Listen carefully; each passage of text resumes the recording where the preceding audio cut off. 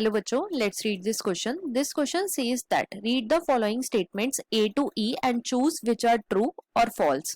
तो बेसिकली इस क्वेश्चन में हमें 5 स्टेटमेंट गिवन है और हमें इन पांचों में से बताना है कि कौन सी स्टेटमेंट ट्रू है और कौन सी स्टेटमेंट फॉल्स है. Statement A given is complement cascade is activated only by immunoglobulins. Statement B given is paratop belongs to FAB segment of antibody. Statement C given is an amenistic response is the secondary response of immune system. Statement D given is most abundant antibody is IgG. Statement E given is injection given to snake bite victims is passive immunization. अब अगर इस question के मैं की concept की बात करूं तो इस क्वेश्चन का जो की कॉन्सेप्ट है वो है antigen and antibody. Let me right it over here. It is antigen and antibody. अब हम एक एक करके अपनी सारी स्टेटमेंट्स को चेक करेंगे. सबसे पहले हम बात करेंगे about complement system. First we will talk about complement system या फिर इसे हम कॉम्प्लीमेंट कैस्केड भी बोलते हैं. तो बच्चों कॉम्प्लीमेंट सिस्टम है क्या? कॉम्प्लीमेंट सिस्टम एक इम्यून सिस्टम का पार्ट है. It is a part of immune system और बेसिकली ये कराता क्या है? तो ये हमारी बॉडी में एंटीबॉडीज या फिर जो फैगोसाइटिक सेल्स होते हैं, फैगोसाइटिक सेल्स होते हैं, उनकी एबिलिटी को इंक्रीज कर देता है ताकि ये जो एंटीबॉडी और फैगोसाइटिक सेल है ये पैथोजन को जल्दी से किल कर सके. राइट. अब देखो फर्स्ट स्टेटमेंट में हमें क्या गिवन है? फर्स्ट स्टेटमेंट में हमें गिवन है complement cascade is activated only by immunoglobulins. तो बच्चों इम्यूनोग्लोबुलिन्स हम किसे बोलते हैं? इम्यूनोग्लोबुलिन्स हम एंटीबॉडीज को बोलते हैं. तो ये स्टेटमेंट हमारी रॉन्ग हो जाती है. क्यों? क्योंकि कॉम्प्लीमेंट कैस्केड में एंटीबॉडीज के साथ साथ फैगोसाइटिक सेल्स भी इंक्लूड होते हैं. राइट. तो हमारी जो स्टेटमेंट ए है वो क्या है? वो फॉल्स है. सेकंड में हमें गिवन है अबाउट पैराटॉप. तो बच्चों पैराटॉप क्या होते हैं? पैराटॉप को जानने से पहले हमें जानना पड़ेगा कि एंटीबॉडी का क्या स्ट्रक्चर होता है. तो जो एंटीबॉडी है बच्चों वो प्रोटीनेशियस होती है नेचर में और ये एक वाई शेप्ड मॉलिक्यूल है.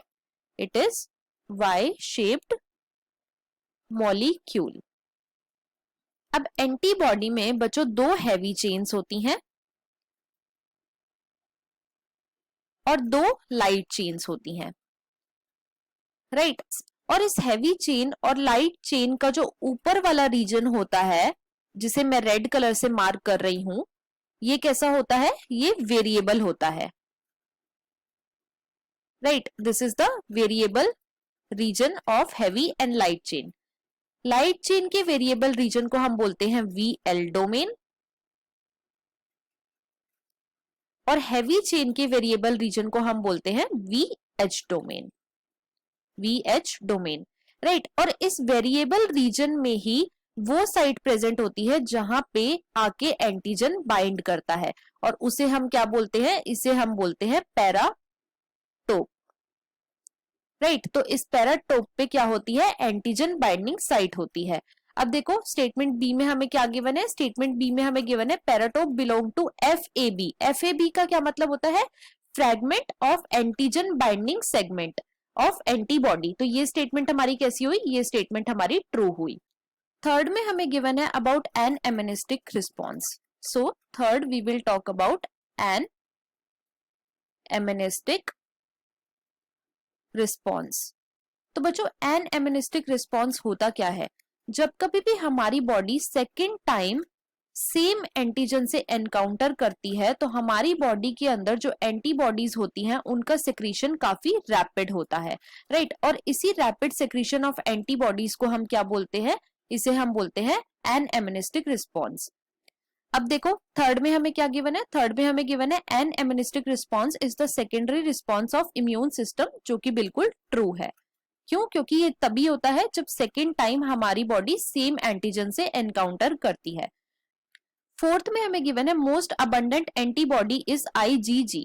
बच्चों ये स्टेटमेंट बिल्कुल ट्रू है. क्यों? क्योंकि हमारी बॉडी में जो 80 to 85% एंटीबॉडी मिलती है वो है IgG, राइट? तो ये स्टेटमेंट हमारी कैसी हुई? ट्रू हुई। फिफ्थ में हमें गिवन है about passive immunisation. So fifth we will talk about passive immunisation.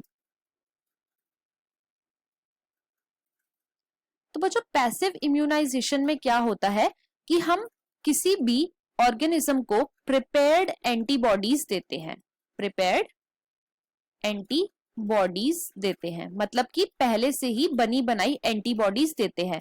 अब क्वेश्चन में हमसे बात करी गई है स्नेक बाइट की, स्नेक बाइट की। तो बच्चों स्नेक बाइट में हम क्या करते हैं? हम एंटी वेनम के इंजेक्शंस देते हैं, anti venom injections, it is injections. और इस एंटी वेनम इंजेक्शंस के अंदर क्या होता है? तो स्नेक बाइट के अगेंस्ट एंटीबॉडीज प्रेजेंट होती हैं। तो ये हमने बनी बनाई एंटीबॉडीज दी हैं, इसीलिए हम इसे क्या बोलते हैं? पैसिव इम्यूनाइजेशन बोलते हैं।